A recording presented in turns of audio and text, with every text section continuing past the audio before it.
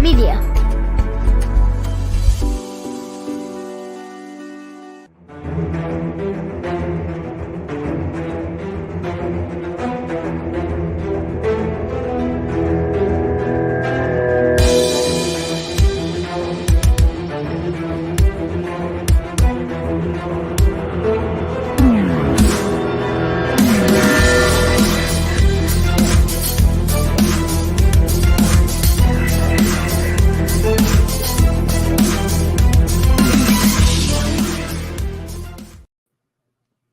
Yeah, hello everybody. Welcome to another Kansas Missing and Unsolved podcast. I'm your host, Ricky Chabruggi, and joining me from Arizona is Derek Rutherford. How's it going, Derek?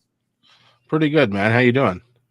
Not too bad. Just another busy day off. I don't know why they call it a day off because I think I'm doing more on my day off than I do at work. Right? Yeah, man. That seems to be the case. I know a guy who said that he goes to work to rest. Mm-hmm. He said he's got a pretty big honey-do list every week that he has to get taken care of at his house. So, just real quick to everybody, I tested positive for COVID yesterday. So we're doing the show in separate studios. I'm just kidding. We always do the show in separate studios.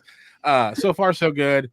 Had a really rough bout with a fever, headache, chills, achy body situation for about 24 hours. Felt completely fine for the last about 48 hours.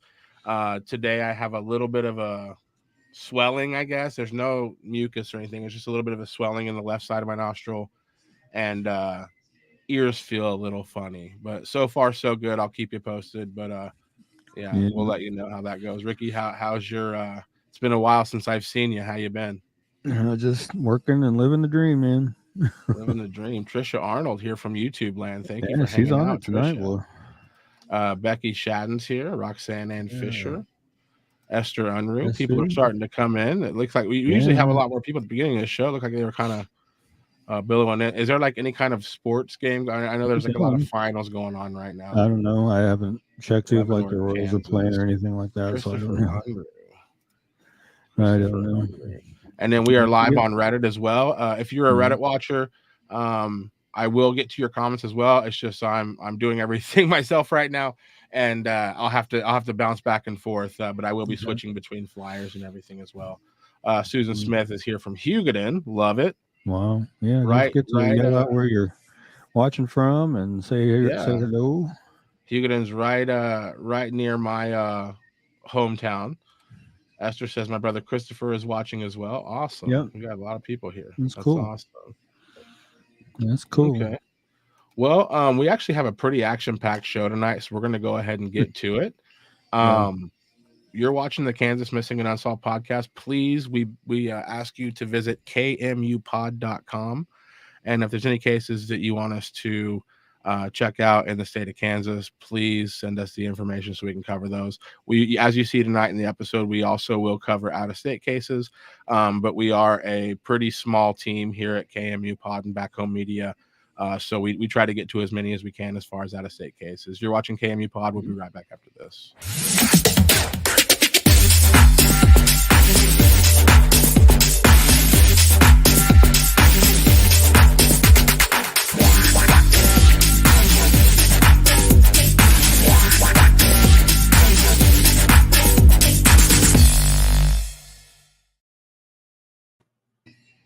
All right. Looks like we're going to start off tonight with Mac Lee, which is an unsolved homicide case.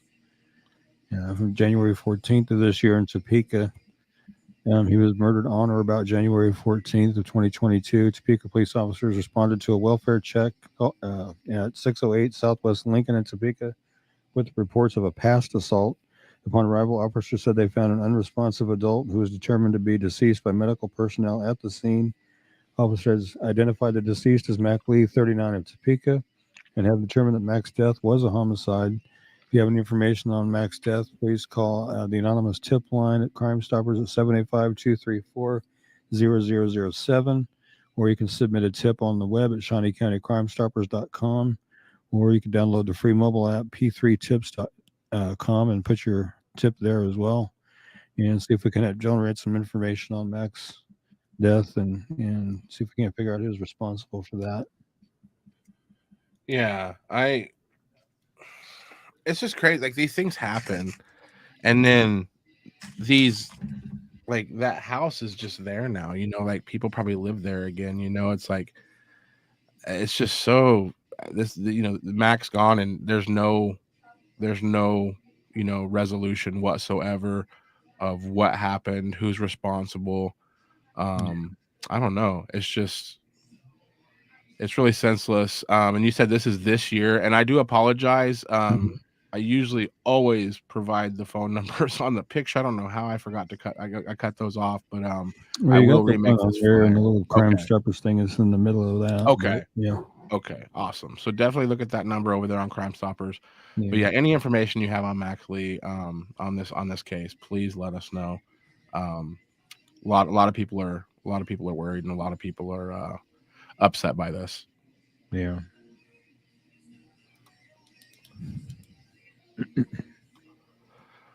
We've talked about Catherine Adam quite a few times. Let's go ahead and talk about her one more time.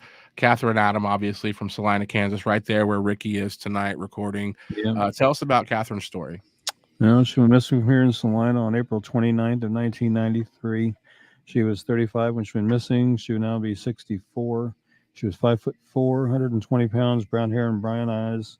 She was last seen at 4:30 in the morning on April 29th, 1993 at the Quick Shop convenience store in the 1700 block of West Crawford in Salina.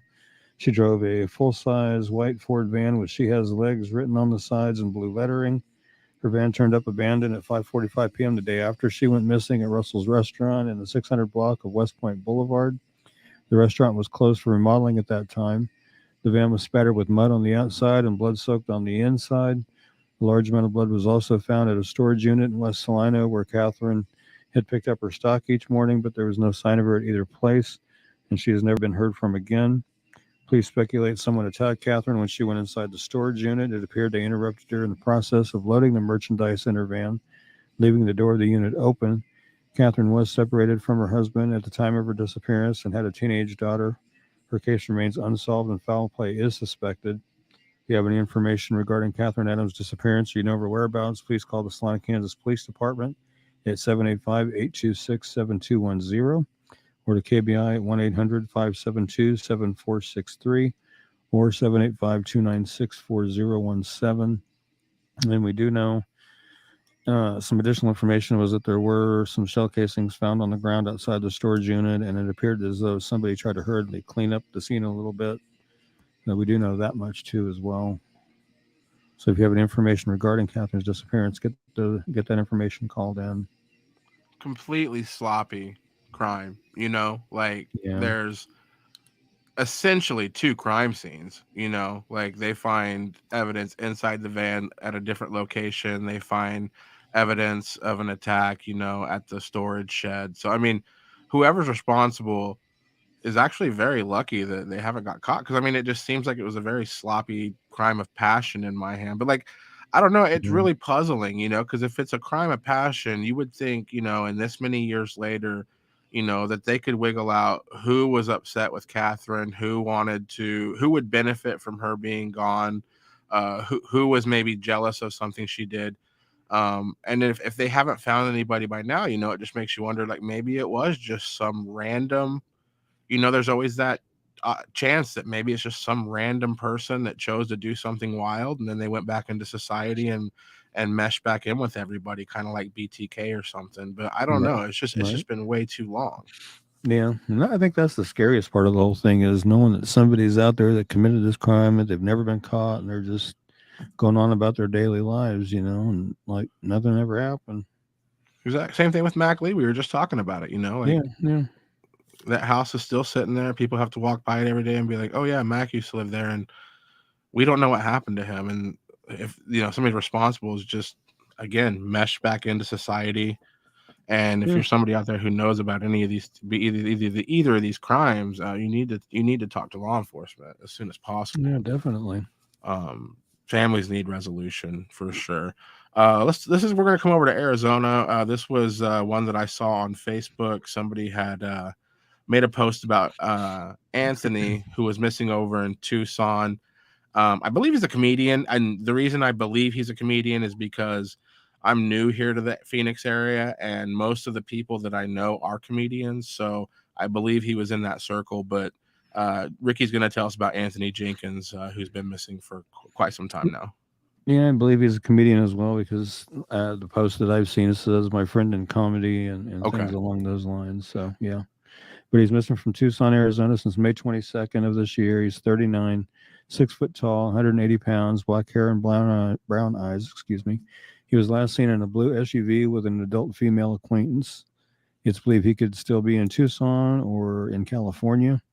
Again, he's 39 years old, 6 foot tall, weighs about 180 pounds, has black hair with long black dreadlocks and brown eyes. If you have any information regarding Anthony's disappearance or you know of his whereabouts, please call the Tucson, Arizona Police Department at 520-791-5700 or 520-791-4444 and let them know what you know regarding Anthony's disappearance and see if we can't get him located and back home safe. Yeah. He's my age. Yeah. Things can get heavy. You don't know if maybe he just needed a break, maybe go, take a trip. But I mean, typically anybody who wants to check out from reality for a little bit would tell somebody, so it's Right. very scary that they know that, all of Anthony's friends are having trouble getting a hold of him. And, we just hope that, sharing his flyer, and if you see it on our Facebook page or Twitter or anything like that, we ask you to share it, especially if you're in the Arizona area. A lot of people worried about Anthony, a lot of his friends. I haven't even got to know Anthony's family because, again, this is just something I saw on a friend's post. But Right. a lot of people, a lot of love in that post. People are worried about Anthony. Yeah, I'm just kind of breezing through the comments a little bit over there. Yeah, it looks like Andrea Vienga, her Facebook was messing up, so she's over here on YouTube with us. Kelsey Kelsey's says we're in the house. fancy. Yeah. Says hi, guys. Hey, Kelsey. Glad you're here. Kyle Custer from my hometown says hello, fellas. Thank you again for both of what you guys are doing. Yeah, and then Cindy says hi from Parsons, Kansas, at the City Free concert. Oh, been at the City Free concert. What's that? Yeah. Hopefully it was a good one. Yeah, sounds rad. Yeah. Kelsey says I'm here. This is a case that we were asked to cover. Ricky's in communication with a lot of law enforcement, people who deal in the missing and endangered, segment of law enforcement. So Ricky's going to go ahead and tell us about Maria, because she is still not accounted for, and people are still worried. Yep, and I verified that her name is actually Maria Pascual. So it is a correct name for her. She's missing from Wichita, Kansas since November 29th of 2021. She's 17. She's 4'11", 160 pounds, black hair and brown eyes. It's believed that she may either be in the Coffeyville, Kansas area or Georgia or Florida, or she may be trying to get to Guatemala. She's 17, 4'11", weighs 160 pounds, has black hair and brown eyes. If you have any information regarding Maria's disappearance, you know her whereabouts, please call the Wichita, Kansas Police Department at 316-660-9452 or 316-660-9456 or 316-263-6011 or the KBI at 785-296-4017 and see if we can't get Maria found and back to where she needs to be. And hopefully that she is safe and just needs to reach out and call somebody and say, hey, here's where I'm at. Come and get me. Yeah, that's been a long time. Like Yeah. you can travel very far between now and November. Oh, yeah. So that's scary. I mean, do you know, I know we don't get much information when we get these flyers and stuff sent to us, but do they know why she might be heading towards Guatemala? Is she trying to reunite with family, you think, or? That would be my speculation, but I don't know for sure. The latest addition to her flyer was adding the Coffeyville, Kansas area and the Georgia or Florida part. Because originally it was just that she may be trying to get to Guatemala. So they've had me add those other locations. Hopefully you're safe, Maria. If you see this, please let somebody know you're okay. You're really close to being 18, where you can do what you need to do. But people are worried about you. And again, if you're fleeing a situation that you're no longer safe in, and that's why you're no longer there, that's another story. You can contact the page, go to our website, contact us. We will get you in contact with somebody who can help you. We obviously don't want anybody going back to a dangerous situation, but at least call somebody, police or somebody, and let them know you're okay. Yeah, definitely do.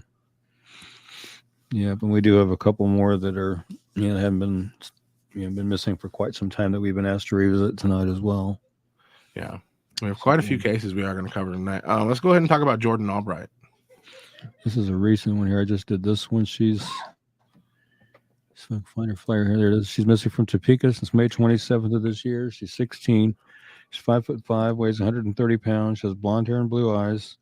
She was last seen in the Oakland area of Topeka. And again, she's 16, 5'4" to 5'5", weighs 130 pounds, blonde hair and blue eyes. And from some of the information I've been seeing on posts by family members and things like that, apparently she took a large quantity of her clothing with her. So there's speculation that somebody may have picked her up, but they don't know for sure. But they're speculating because of the amount of clothes that she took that maybe somebody did. Not for sure.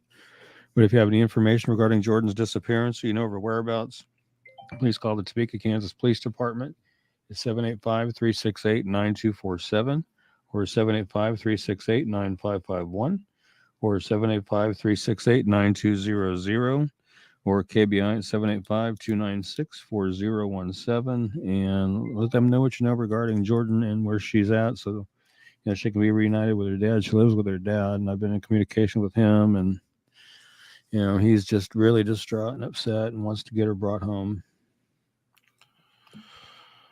Yeah. It's 16's a rough age. Yeah. Like, I never got separated from my house, but I was afraid. I was afraid of my own shadow, but I get it, being like a young person. I think the brain doesn't stop developing till you're like 26 or something like that. So you're just kind of walking around, without kind of knowing everything that's going on, and it gets confusing. So if Jordan, if you're out there on your own accord and you're just needing a break, not a real anywhere in the planet isn't really a super safe place for young people to be unaccounted for, especially if you have adults that are willing to harbor you when they know it's illegal. Probably not going to be the best role models. So just call somebody, call your dad, call somebody a teacher, somebody, let them know you're safe. So we can, get some resolution here. Yeah, and by all accounts, she's a really good student. She plays on the softball team at her school. She won a best hitter award, for her performance and on her softball team and stuff. So, I mean, she's a good kid. I just, there again, it makes you wonder, was she talking to somebody online that maybe she shouldn't have been, Right. I mean, you worry about that with all these. Yeah, nothing's ever been mentioned about it or said about it. I haven't read anything about anything along those lines, but it just makes you wonder, because they said it's completely out of character for her. I think that on anybody under the age of 18, if especially when you start throwing around, like with Maria's case, like she could be here, you're wondering, like, who is she talking to that would lead them to believe that she might be there, You're right. I think you got to be careful who your kids associate with, especially if they feel froggy and jump and try to take off like that. And I can tell you, Jordan's flyer is really making the rounds. It's been, at last time I took a look at it, it's been shared over 1,500 times, and it's reached over 80,000 people. So her flyer's really getting around. Right. So I'm just really hoping that somebody will see it that knows where she's at, and we'll do the right thing and call and say, hey, here's where she's at. This is one of our most shared flyers also, but it's an older one. But this is a case that we covered every week from around December 6th until well after December 6th the next year. This is one, and the reason we covered Alexander's case every night, because for a while there, his mom was showing up and watching with us. Yeah, haven't seen her for a while. Haven't seen her in a while, but over that period, we got to know Alexander and his family. I'm friends with his cousin. He was actually just out here in Phoenix. I didn't get to go see him because I wasn't sick yet, but my family was sick, and I'm so glad I didn't go visit him, because it turns out it's COVID. So hopefully, I'm glad I didn't get to go see him, but I'll link up with him when I go to Kansas. But yeah, Alexander's a case that's very near and dear to us because, again, no resolution. Nobody's really heard anything official. There's rumors galore, but nothing official from the brass. So Ricky's going to tell you about Alexander Perez, and then we'll play a voicemail that we have that was sent on December 6th, 2020. So he was last seen December 1st, and we have his last connection with his family on the 6th. Go ahead and tell us about it. Okay. Well, Alexander Perez is missing from Ulysses, Kansas since December 1st of 2020. He was 35 when he went missing. He would now be 36 next. I need to revisit it and see if he's had a birthday because I'm not sure when his birthday is. But he's 5'11", 235 pounds, has black hair that he shaves nearly bald and brown eyes. He had called a family member on the phone and on December 1st and said he'd be coming to their house to do laundry. He never arrived at the family member's home in Ulysses, and he's not been heard from or seen by family since then. And he had been staying with family and friends prior to his disappearance. It was initially believed that he may still be in the local Ulysses area, or he may be in Garden City or surrounding areas. Again, at the time of his disappearance, he was 35. He's now 36. He's 5'11", weighs 235 pounds. He has black hair that he shaves nearly bald and brown eyes. He has a tattoo of a bumblebee on his face underneath his left eye. He has Perez tattooed on one of his arms, and he has a tattoo of a cross on a chain across his chest. If you have any information regarding Alexander's disappearance or you know of his whereabouts, please call the Grant County, Kansas Sheriff's Office at 620-356-3500 or the Ulysses, Kansas Police Department at 620-356-4600 or the KBI at 785-296-4017. And, let them know what information that you may have regarding Alexander's disappearance, because it may be the information they're looking for. So please call it in. And if you want to play that voicemail or that voice message. For sure, right now.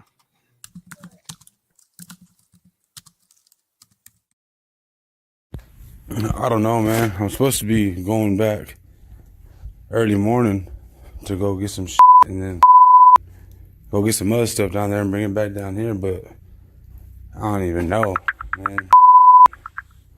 It's been wild down there. It's been crazy. I've been held at gunpoint and robbed and tried to beat me up. It's a bunch of crazy shit going on in GC, man.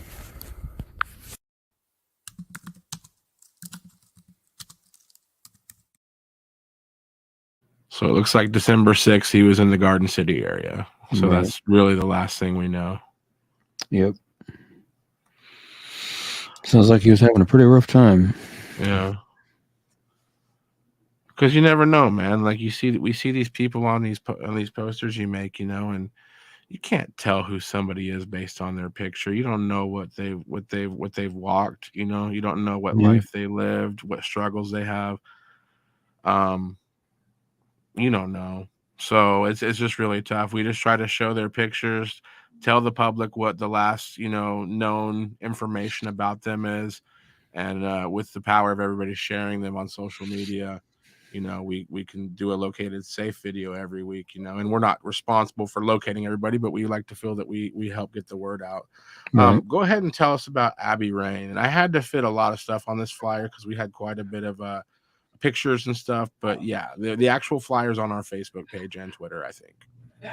Yep, and this is one that I just did this afternoon, and we have such a long list of flyers here.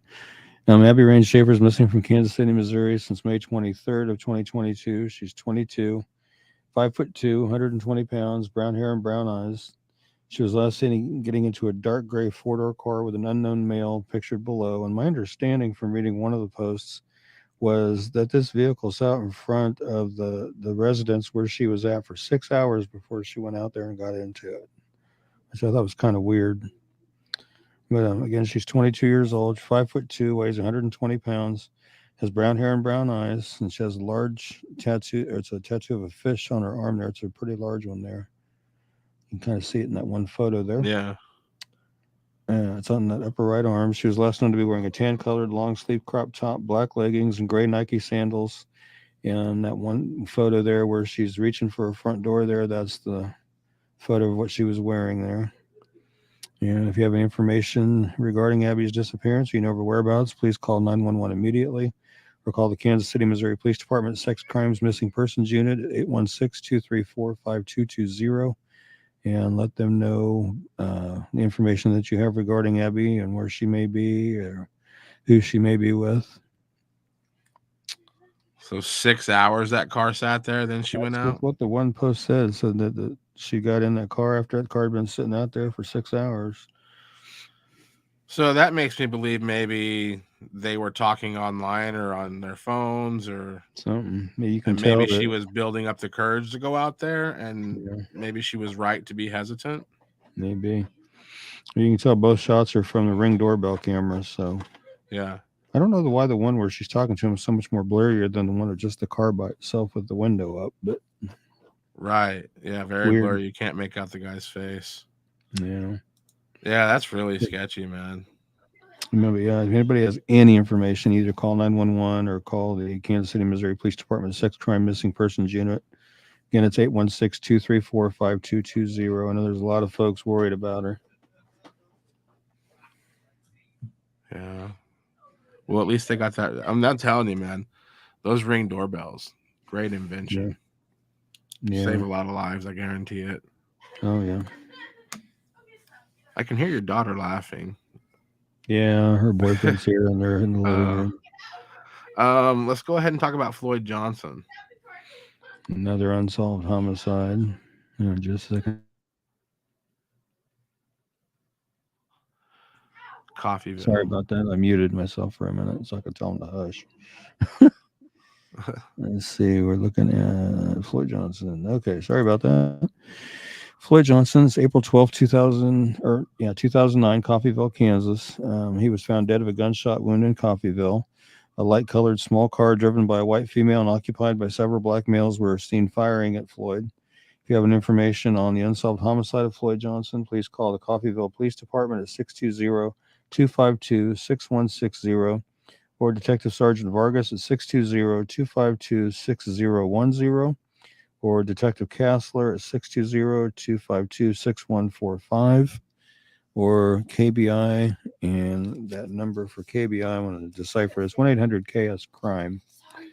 But that translates to, and I have it written down here somewhere, 800-572-7463. And let them know what you may know about that. See if we can't find out who's responsible for his death. You wonder if it's just random, because it sounds like that's like essentially a drive-by, right? Like they were in the car and they were firing from the car. Right, that's what it sounds like. So whenever you have a drive-by, you often wonder like who the actual target was, because you just lean out of a car firing a gun. You have no idea who you potentially are shooting at. That's you're not stable. You're moving around. The car's moving. You have no idea who those bullets are going to hit. So you have to wonder, like, was Floyd like a target, or was he just in the wrong place at the wrong time? Yeah. He looks just like a normal dude like that. Why would somebody just track him down and shoot? To me, it seems like if maybe the people that fired the gun were maybe firing at another house, maybe, or trying to scare somebody, and he was in, I don't know, because it just doesn't make sense that they would just shoot him. Like, right. Yeah, it doesn't make sense. I have no idea, especially in a little town like Coffeeville. I mean, it's just kind of crazy. Yeah. And it's just people just talk about it, and there's a lot of theories and all that stuff, but sadly a lot of those people don't talk to the police. And I understand it. People don't want to talk to the police, but 2009, everybody, like, Floyd's family needs to know there needs to be some resolution for this. Right. Yeah. Like I say, if you have any information at all, no matter how small you think that piece might be just be the big piece the investigators need. So, Right. Don't hesitate to call it in.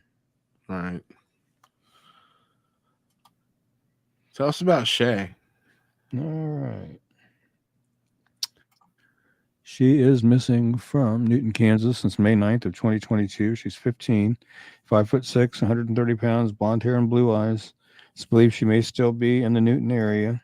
If If you have any information regarding Shay's disappearance or you know her whereabouts, call the Newton, Kansas Police Department at 316-283-4190 or the Harvey County, Kansas Communications Center at 316-283-4190 or KBI at 785-296-4017 and see if we can't get Shay located and back to where she needs to be. Newton, that's like basically Wichita, right? Yeah, it's north of Wichita just a little bit. Not much, not too far from Wichita, just north, just a hair, because you go through Newton and then you're 5-10 minutes later, you're in Wichita. Yeah. Yeah. Yeah, it's scary. 15 years old. Yeah. Yeah. So if anybody knows where she's at, please call and let them know where she's at so they can go get her.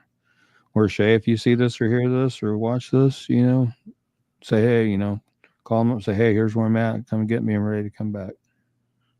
The Real Anomaly says appreciates the show over on YouTube. Thanks for watching. The Real Anomaly. I've never wonder who that is. That's our first time seeing that name, I think. Yeah.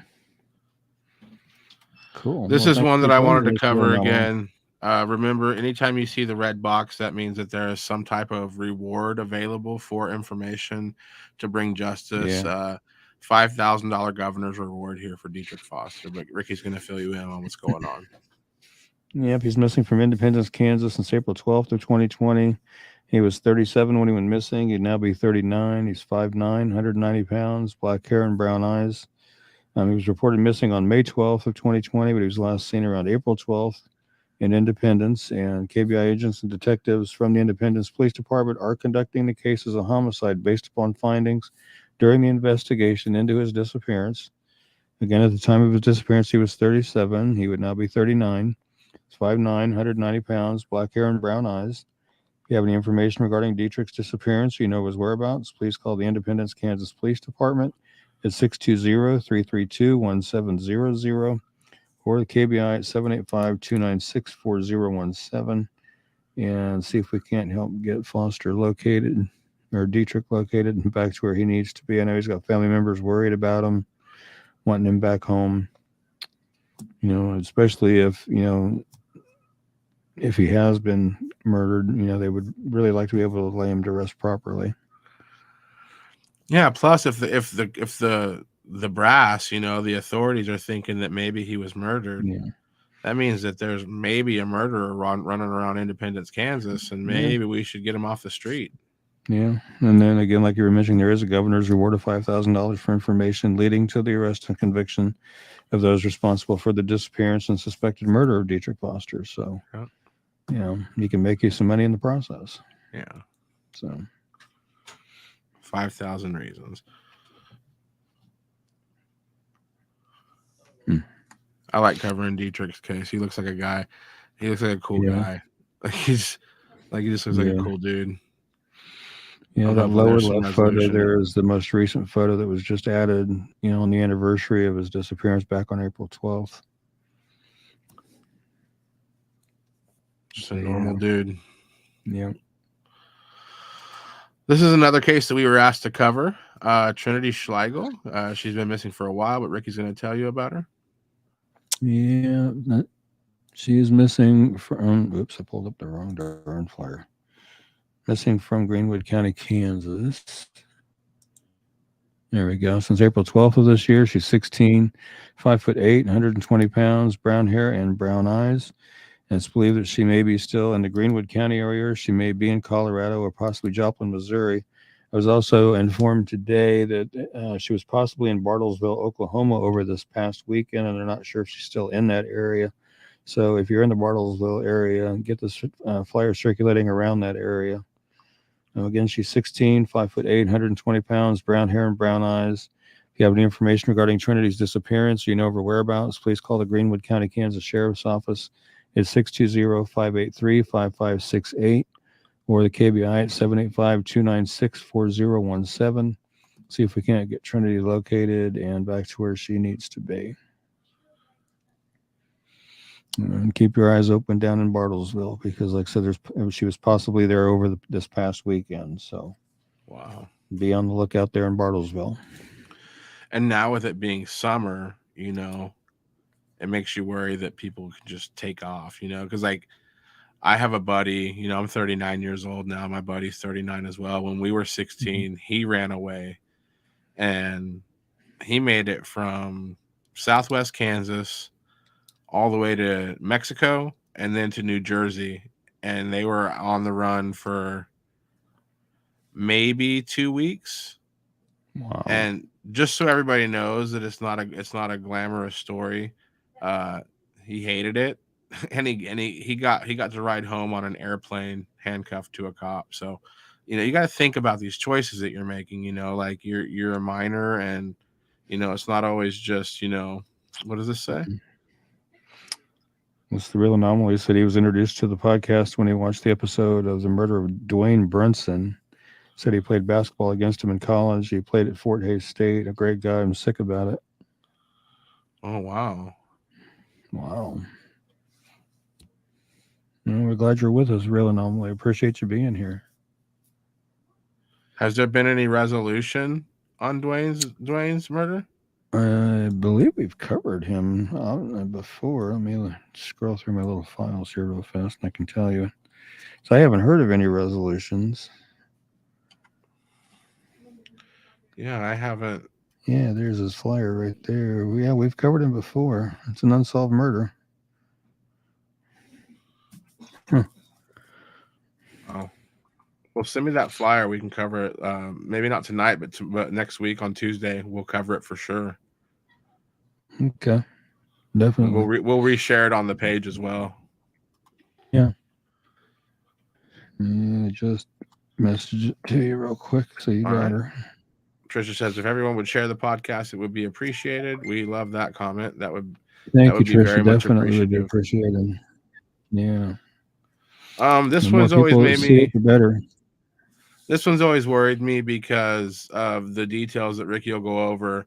But at Perez, Missouri, Betty L. Hayes, and this says, we're going on a year here in about 6 months, so I guess it's not that. It's about 6 months ago that she's been missing, and she's 88 years old, and the main thing is 86 pounds. This is a very small, petite, very tiny woman.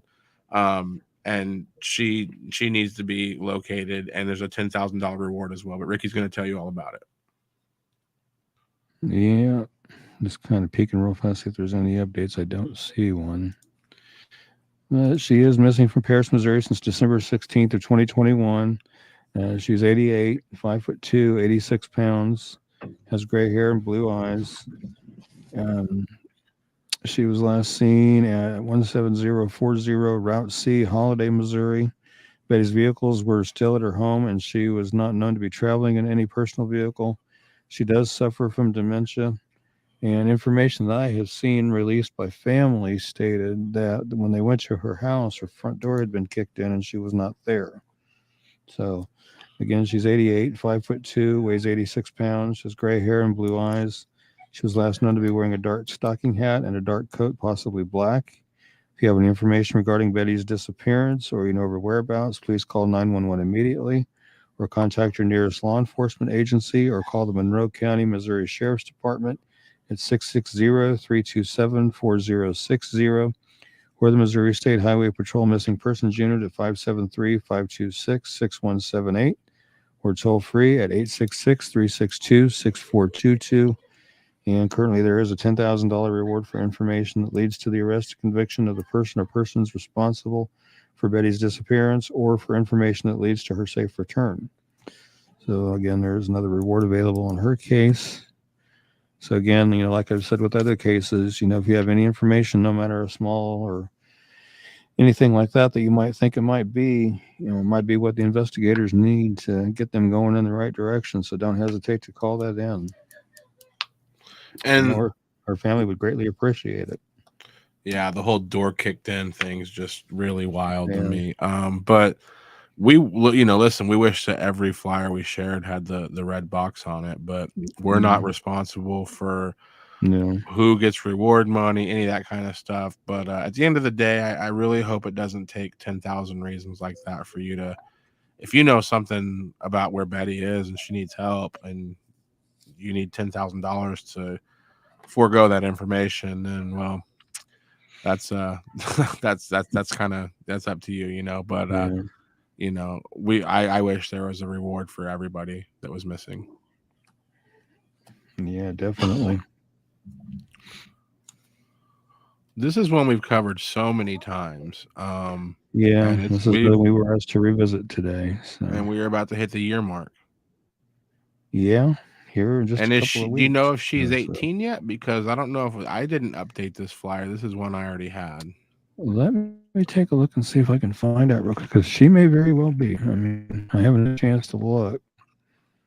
I was thinking that on some of these flyers, it's getting to be about midpoint of the year that I need to go back and look and check for birthdays. And here recently, I've just been making them fresh. Like if you'll reshare a flyer, I'll just make it fresh because I'm like, maybe he updated the age, so I'll just have the most recent one.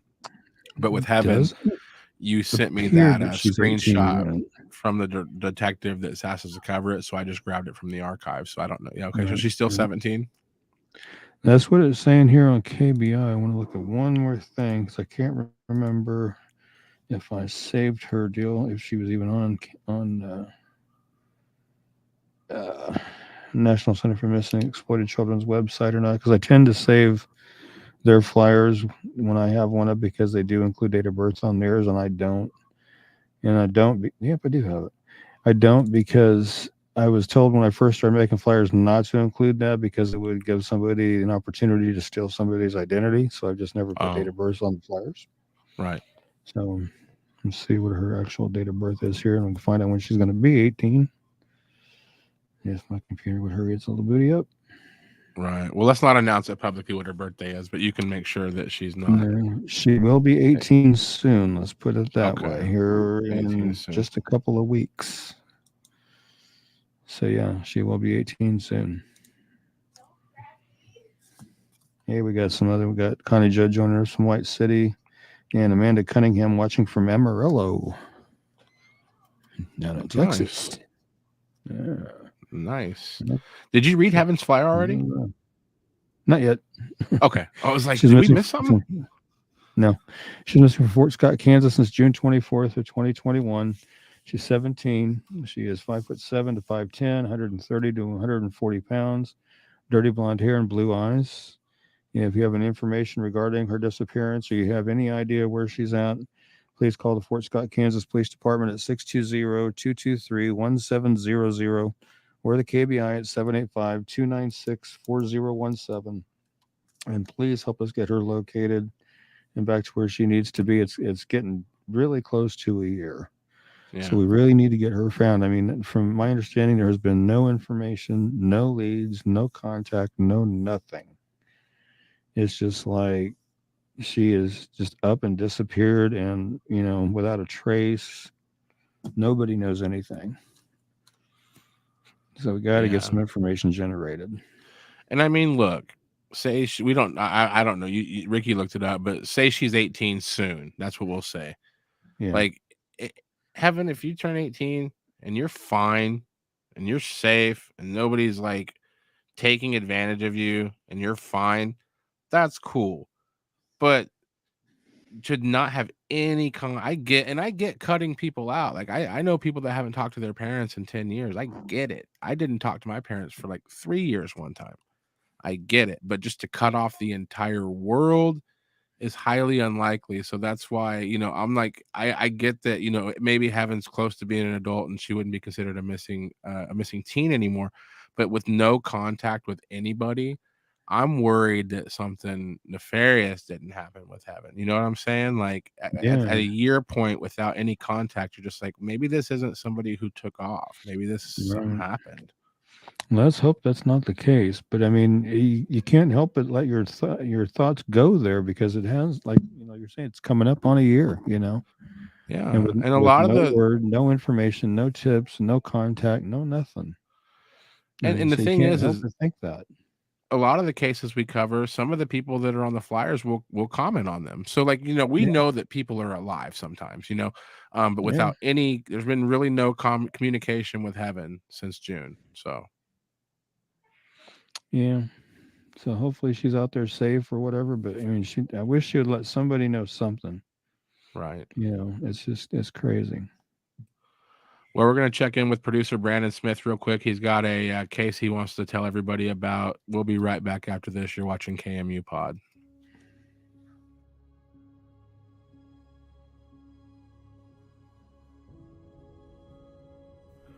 Hi, this is Brandon, producer of the Kansas Missing and Unsolved podcast, and today I want to talk to you about one of our outstanding cases by the name of Dana Jane Bruce. Dana Jane Bruce went missing from Sedalia, Missouri on October 4th of 2008. At the time of her disappearance, she was 23. She would now be 36 years old.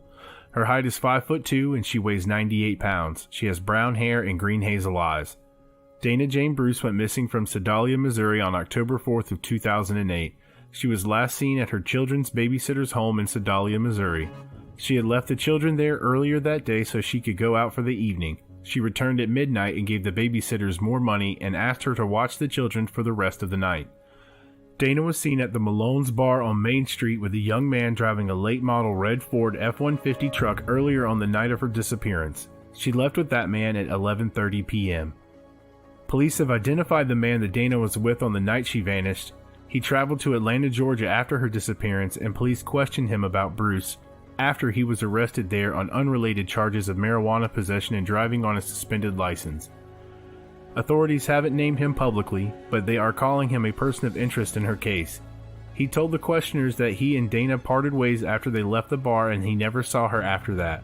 She left all her belongings behind, including her hairbrush and toothbrush, and she doesn't have credit cards, debit cards, a checking account, a cell phone, or a car. Dana was last known to be wearing a black shirt with the word Rebel in silver lettering on the front and blue jeans. Dana has a tattoo of a teddy bear with wings and the name Dylan on her upper left arm. She is blind in her left eye, and Dana has a 2-inch scar along her lower spine and a staple scar on her right shoulder. Her ears are pierced, one each time. If you have any information regarding Dana's disappearance or you know of her whereabouts, please call the Sedalia, Missouri Police Department at 660-827-7823 or 660-826-8100 or the MSHP at 573-526-6178 or toll free at 866-362-6422, and let's work and try and get Dana back home.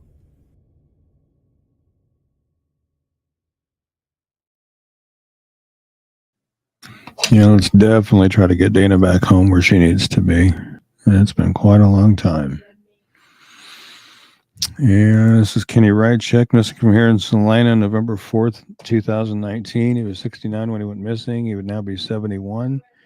He's 5'9", 175 pounds, gray hair and blue eyes. He does sometimes use the last name Brown. He does suffer from diminished mental health capabilities and is on disability, but he's not tried to access the funds since he was last seen. He may have family in northwest Kansas, possibly around Colby. He was last seen at the Gospel Mission in Salina, and he left there and hasn't been seen or heard from since then. He does not have a cell phone, a vehicle, or any identification. His main mode of transportation was a bicycle that he used to either ride or push around town because he'd pick up extra scrap and stuff and sell extra scrap at the scrapyard. And they haven't seen him either because I go there to pay a bill of mine, and I talked to them about it, and they said they haven't seen him for quite a long time either.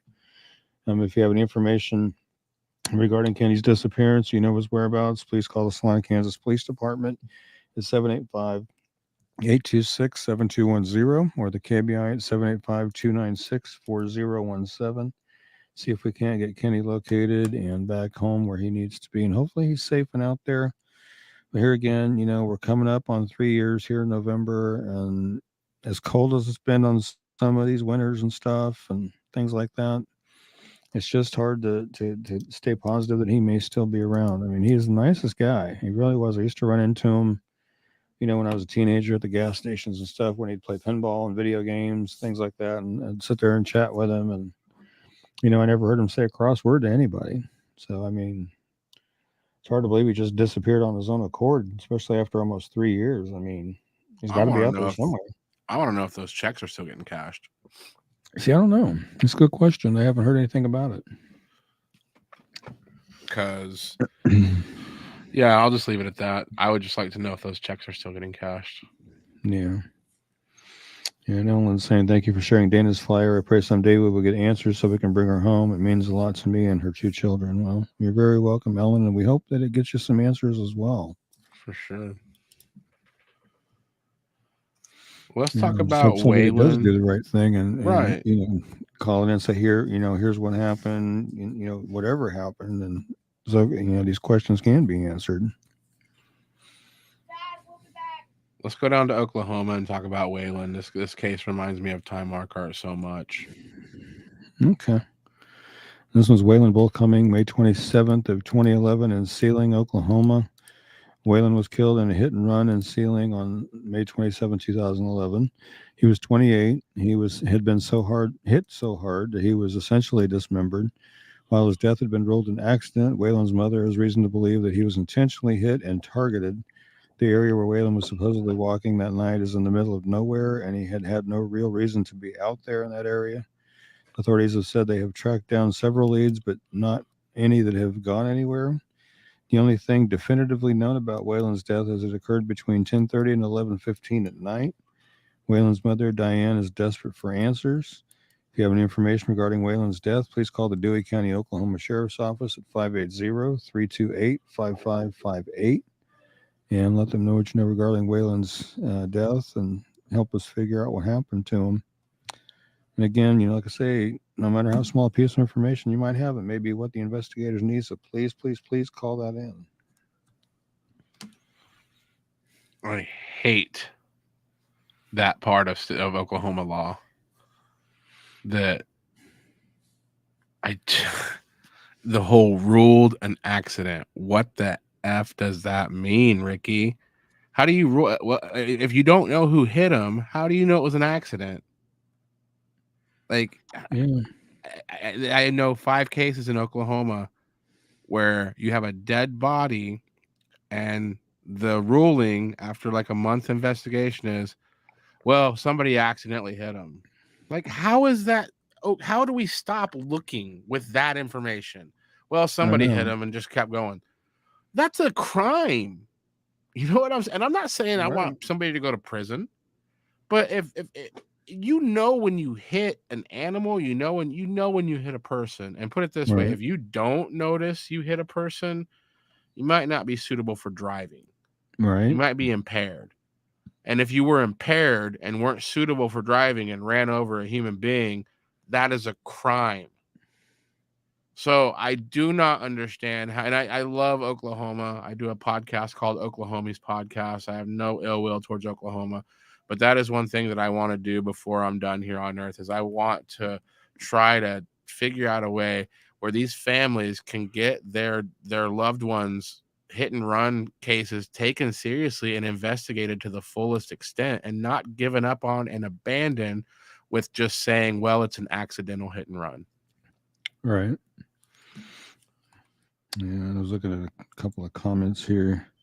Connie Judd saying, okay, if he has family in Colby, this is referring to Kenny Rychek, would you not go there to see if he is there? And then she says, thank you so much. That's a good question. I don't know if that's ever been pursued by police or not. It is a good question. Like I said, that's one thing that kind of, you know, I have all the respect in the world for law enforcement, but, you know, our local law enforcement here in town, one of my biggest things, I guess, with them is the lack of information that we get on these cases, the lack of them coming out with anything new or anything like that. It's almost like, you know, less is more with them, I guess. I don't know. All right. Kelly Maple Dawkins says she agrees. Yeah. Trisha says Chaos Divers will be in Lawrence soon looking for Robert Linneman missing since 98 of March. I know I've done a flyer for him before, but I don't know if we've ever covered him before. Well, we do have one more case to cover, and then we are going to show you our located safe. But let's go ahead and talk about our featured case tonight, Serberthia. Is that how am I saying it right? We have an unsolved homicide. That's how I would say it. But by my tally, we should have 4. 4 more? Yeah. Serberthia, Blake Kaler, Justine Bell, and Annabelle Eberhardt. I don't know why I didn't get those. All right, go ahead and Yeah, I don't know where those went. Okay, go ahead. Okay. Let's see. I find the right flyer here. Well, where are you? Pulled the wrong one again. What names did you say we needed still? Blake Kaler and Justine Bell and Annabelle Ebert. Are those new? The Justine Bell and the Annabelle? Yeah, those two are. They're brand new? The Blake Kaler you sent me in a messenger earlier is one of the ones we were covering. Right, but the other two, I don't have them. Right. Okay, we might have to cover those on Tuesday. But yeah, I've loaded Blake Kaler. I don't know how I missed him, but for some reason I missed those other two. Okay. Well, I'm gonna cover Serberthia, and then I do want to send you Annabelle's flyer because her mom should be watching, so I do want to get her on. Serberthia Basset, June 12, 2021, Kansas City, Kansas, about 6:49 a.m. Saturday, June 12th. The patron at the Turner Boat Access called 911 and stated there was a body lying on the ground near the boat ramp. The boat ramp is near 59th Street Lane and Kansas River. Kansas City, Kansas police officers and Wyandotte County Sheriff's officers arrived and found a female in her mid-60s deceased from an apparent homicide. The victim was identified as Serberthia Basset, 64, a resident of Kansas City, Kansas. Wyandotte County, Kansas Sheriff's Office is conducting the investigation. If you have any information regarding Serberthia's death, please call the Wyandotte County, Kansas Sheriff's Office at 913-573-2861 and see if we can't help get some information generated on Serberthia. I know her family got a hold of me yesterday and asked me if we could reshare her flyer again because they haven't had any information, leads, tips, anything on her case, and want to keep her out there to make sure nobody forgets about her. And I told her we'd definitely do that. So, keep this flyer going so we can help generate some information for Serberthia.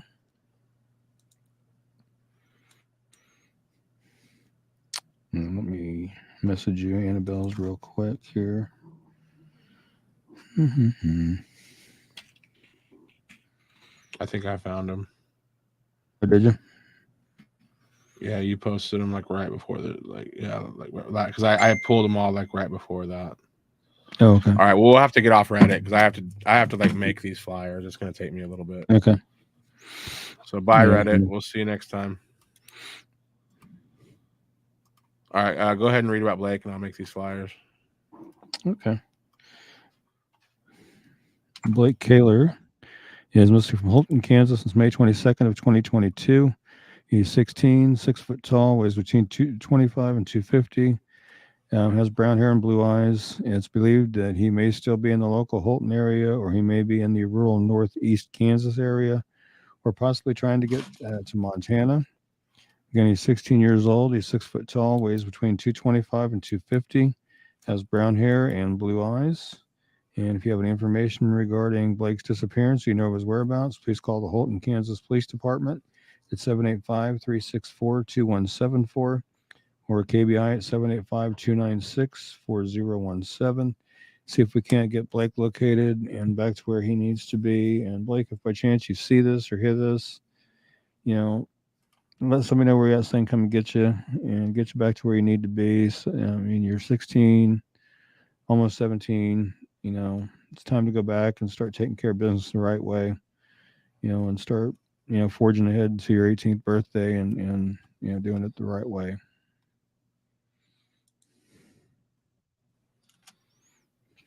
Okay.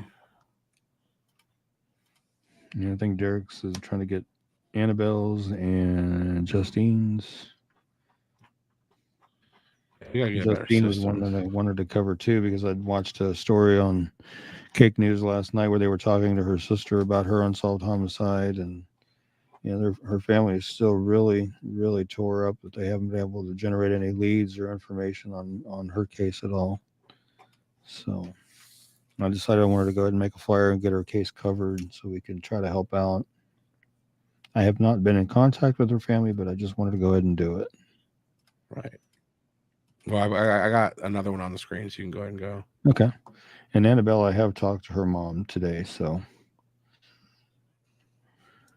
Annabelle's missing from Manhattan, Kansas since May 31st of this year. She's 16. She's 5'2", weighs between 150 and 165 pounds. She has dirty blonde hair that is dyed pink and green eyes. She does not have a cell phone or her required medications. Again, she's 16. She's 5'2" and weighs between 150 and 165 pounds. Has dirty blonde hair that was last known to be dyed pink, which that far right-hand picture is probably the most recent picture ever that been able to get a hold of. And green eyes. She was last known to be wearing a white T-shirt and shorts.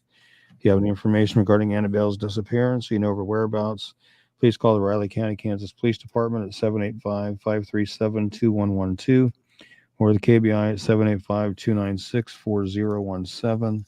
See if we can't get Annabelle located and back home to where she needs to be.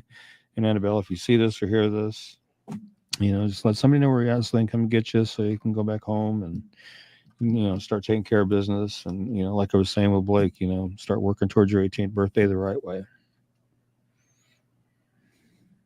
Right. And then here's Justine. All right. Just got to locate her on my list. Man, this was a long list tonight. Okay. This happened back on January 9th of 2022 in Wichita. Justine Bell was killed after being shot and run over at an after party in the 2200 block of East 12th Street in Wichita. She was just 39 years old. She had been going through a hard time and things turned deadly when she and her sister-in-law cut up with two other women at the after party to get some food. Wichita police originally believed that Justine was shot after an argument in the parking lot of that address before being run over by a vehicle trying to flee. According to family, Justine was ran over by both front and rear tires of the fleeing vehicle. Justine's family believes that she was not involved in the argument, but was instead caught in the crossfire of the argument. If you have any information regarding Justine's death, please call the Wichita Police Department detectives at 316-268-4407 or Crime Stoppers at 316-267-2111 and see if we can help generate some information on what happened to Justine and get some justice for her. And then here's a located safe made by Brandon, and we'll be right back after this. All right.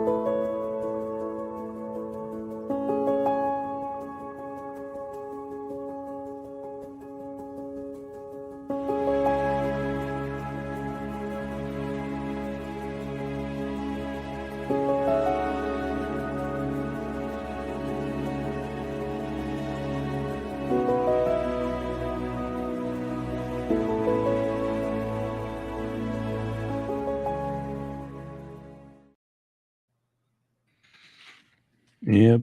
I like to see those located safe reels. Those are good. Yeah, that's best part of the show. Yeah. I always like putting that on a flyer. Right. Yeah. It's unfortunately, there's times when we have to put the other, have to put the located deceased.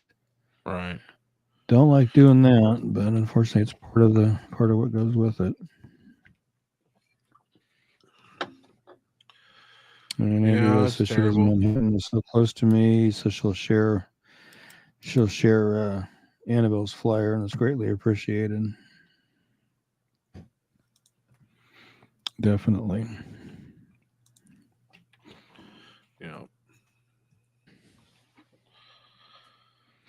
Well, okay. I was looking at anything Robert else you need to Lemon. cover? Or? No, I think we covered all of our cases tonight. Sorry about the confusion on the last two there. Yeah. Tricia saying, great show, guys. We appreciate all you do. Thank you, Tricia. Appreciate that. We do our best. We do. We try our hardest.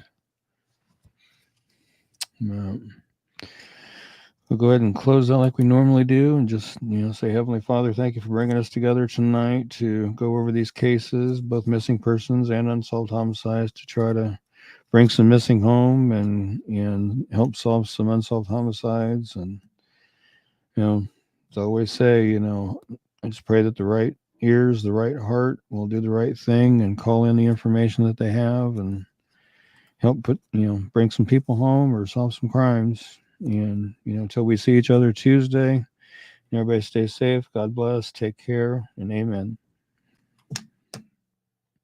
If you or someone you know is experiencing a suicidal crisis or emotional distress, please call the National Suicide Prevention Lifeline at 1-800-273-8255.